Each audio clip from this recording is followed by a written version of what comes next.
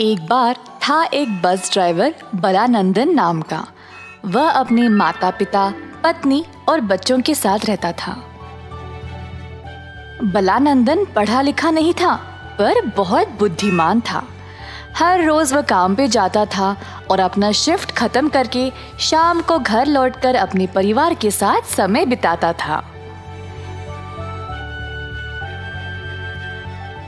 एक दिन दफ्तर पर उसके अफसर ने उसको बुलाया। बलानंदन, इधर आओ।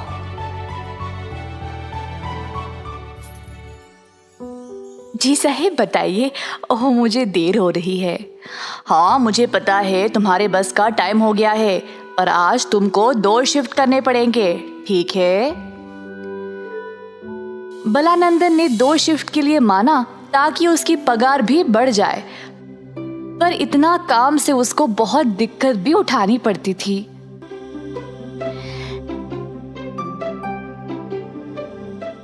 सर जी, तो इससे क्या मेरी तनख्वाह भी बढ़ेगी? नहीं, तुम्हारी तनख्वाह मैं तभी बढ़ाऊंगा अगर मुझे लगा कि तुम इस काम को ठीक से कर पाओगे या नहीं तो मैं तुम्हें नौकरी से ही निकाल दूंगा। बलानंदन फिर काम पे निकल गया। शाम को घर जाने के बाद उसकी बेटी उसके पास आई। पापा, मुझे ऐसी ही असली वाली बस चाहिए। ठीक है बेटी, मैं ऐसी वाली ही लूंगा। अगले दिन भी बलानंदन को 2 शिफ्ट करना पड़ा।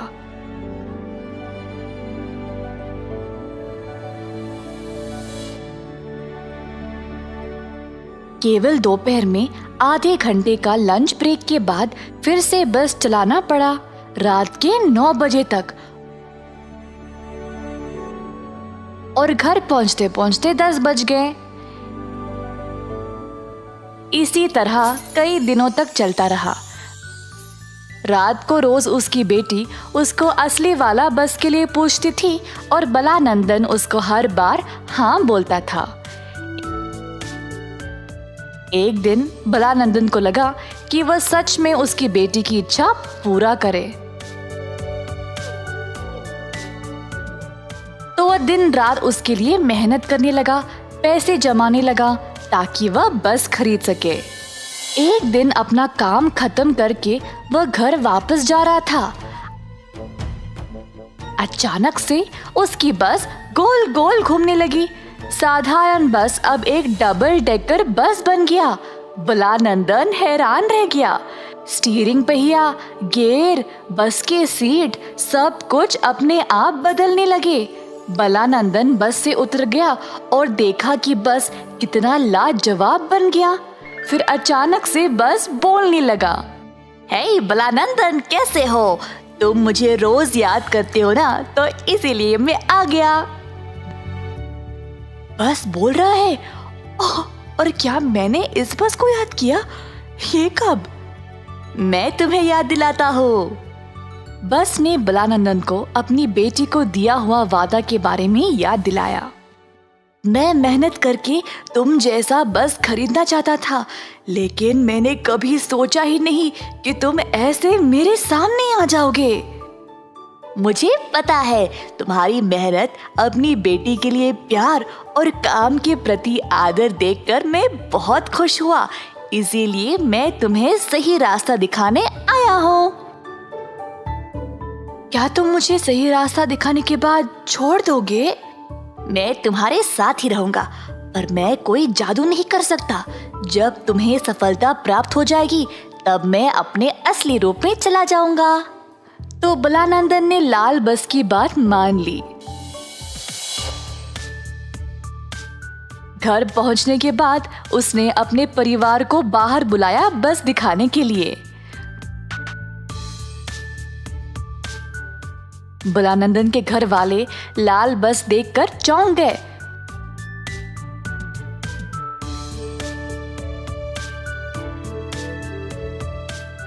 उसकी बेटी ने उसको खुशी से गले से लगा लिया।